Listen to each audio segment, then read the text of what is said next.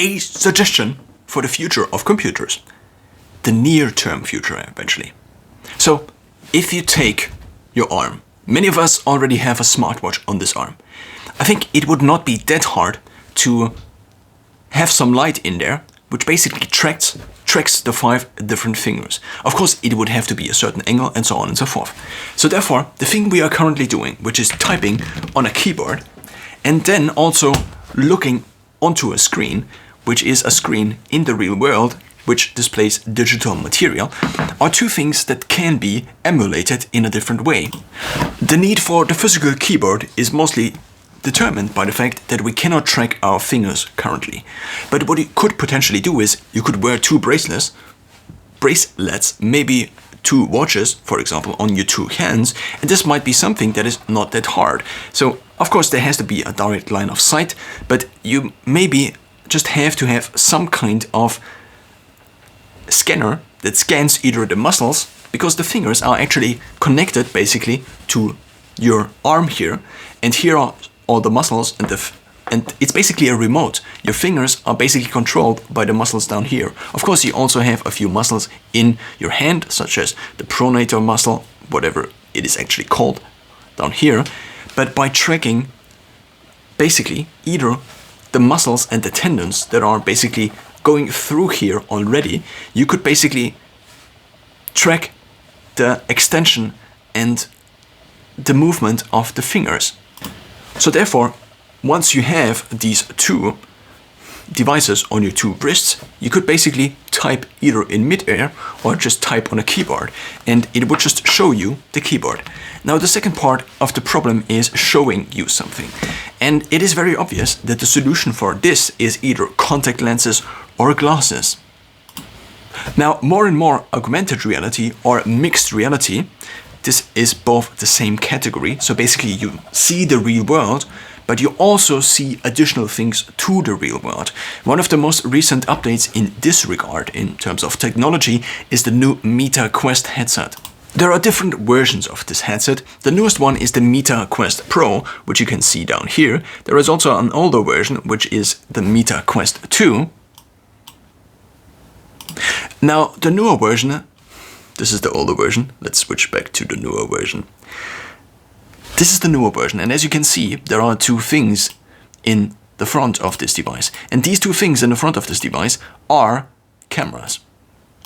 So there are 2 different approaches to making something visible to your eyes while wearing a headset that is displaying screens to your eyes. The first one is to have something that is see-through. The second one is to record the reality with 2 cameras instead of your eyes, and then to input the data and to overlay basically the visual data, the purely digital data, and also the real world data that is then also digital, and feed them basically both on screens to your eyes, which is the approach these mixed reality headsets, you could call them, are taking.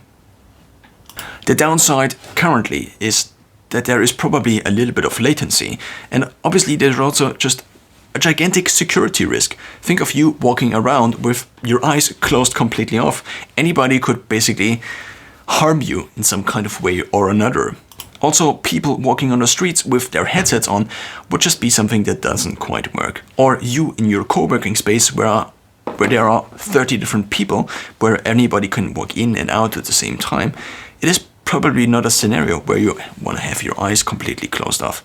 Of course, there's also a little bit of another risk if you have contact lenses or even glasses that then only let reality through, that basically can have the right to show you whatever the Meta Quest feels like. And in terms of Facebook, many would argue that maybe Facebook doesn't have the best intentions overall. At least there is always some criticism with the not so recent data scandal of Facebook a few years back, for example, about the company's intentions. With the Meta Quest Pro, what you already could do is you could work together with Windows. Microsoft also has been working for years on its HoloLens, which is also a mixed reality headset, which you could wear and then possibly work in Windows, basically, in a digital space where you would have multiple big windows. Now, there are a few other companies like Lenovo that also recently now have something that actually sells to consumers, or also Chinese, I think it is Chinese, company Nreal. What they have is a cheap budget version of Timothée Chalamet, and also these glasses that look like Ray-Ban glasses. You can wear them and connect them already via USB-C to your phone, and then on Samsung phones, for example, or on other phones that actually have something like this, what you can do is you can connect them, and on Samsung phones you then are seeing DeX, basically Samsung's but desktop version of its operating system, and other manufacturers also have similar features, whereby you can basically use your phone on a bigger screen like a computer. You already can connect keys and also mice and also other devices to your smartphone, as well as to your notebook or computer, obviously. In total, a solution whereby you type with your hands and you can still have the normal typing experience, even if only kind of drawn virtually on a desk. So a common problem with the MetaQuest Pro is the low resolution. MKBHD, Marcus Brownlee, already made a video about this, and he actually, or maybe it was somebody else. It was Nate O'Brien, who also has a tech channel, and he basically tried the MetaQuest Pro. He said that there were many different downsides. One of the downsides was the resolution, so typing basically on a keyboard that is not that visible because it's just too low resolution is just not very practical over the long term. If I can remember correctly, he also had headaches that appeared more and more, probably because of the low resolution. So for now, maybe taking the actual reality and just displaying something over it, even if it then means that it is obviously not as real as reality, because if you're seeing both things and there is something in reality and then you display something over it, of course you can see still the thing that is actually in reality at the point at which you're looking at. But glasses like the Nreal glasses could be worn in public. They also have shades which go over the glasses and blacken them out, so you could potentially, let's just imagine in maybe a few years where you had two identical that would track either the muscle activity in your wrists or the actual movement of your fingers, and therefore you could type everywhere where you had a surface or also in mid-air. Think of it as maybe the future of typing. But in order to adapt to the future of typing, maybe it would still be necessary to first just kind of have a similar layout before we now do everything with gestures. Another problem is whether people actually perceive or how people perceive this thing. Let's imagine you are at Starbucks. If you are sitting on your desk with shades on that are blackout shades, or maybe the shades only black out digitally, you could use polarization technology, for example, for this, maybe in some way or another. So there could be kind of an alert system built in. If somebody moves as close as 1 meter or 2 meters to you, and we already have proximity sensors on your phone, even though many people don't have Timothée Chalamet on their phones, the glasses could, for example, say that they are blacked out as long as nobody is as near as 2 meters from you, and then they basically lighten up and show you the entire thing, therefore decreasing the security risk of wearing something like the MetaQuest Pro headset, which blacks out completely your face, apart from the cameras, which they obviously could totally fake. Let's imagine a company had bad intentions, and over time, just slightly, just 0.1%, distorts slightly your reality. Whenever you talk with a dear friend of yours, for example, let's imagine a super not utopian, but dystopian movie where there is a very close relationship and both headsets nudge the users basically into seeing maybe facial expressions of the other person at very specific moments. Let's say you talk to a person and you say, oh yeah, and I did this super great thing, and the other person just smiles very weirdly at some point in time. And then you think that they think, and so on and so forth. You could imagine that glasses like these, with bad intentions behind, could make people turn on each other, for example. Or distort your visual perception in any imaginable kind of way. So let's again return to practical reality, maybe in the short term, in the next short-term future, you could say, in the near-term future. If I have a keyboard like this, and I want to go to the library, then there are two main things that prohibit me from productivity. The first thing is that I have to take a keyboard like this and put it into my backpack. It is quite large, it is longer than my notebook.